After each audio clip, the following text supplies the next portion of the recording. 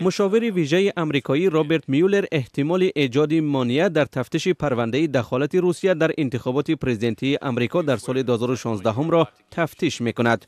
روز 14 ایون روزنامه واشنگتن پست نوشته است میولر تفتیش خواهد کرد که آیا پرزیدنت آمریکا دونالد ترامپ کوشش کرده است بخشی از این تفتیش را متوقف کند یا خیر.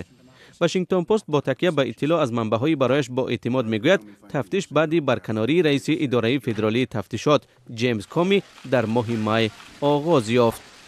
اثنای صحبت در سنا کامی هفته گذشته گفت که باور دارد پرزیدنت ترامپ او را به خاطر تفتیش روسیه برکنار کرده است. پرزیدنت آمریکا این عیبنامه را کاملا بی اساس نامیده است.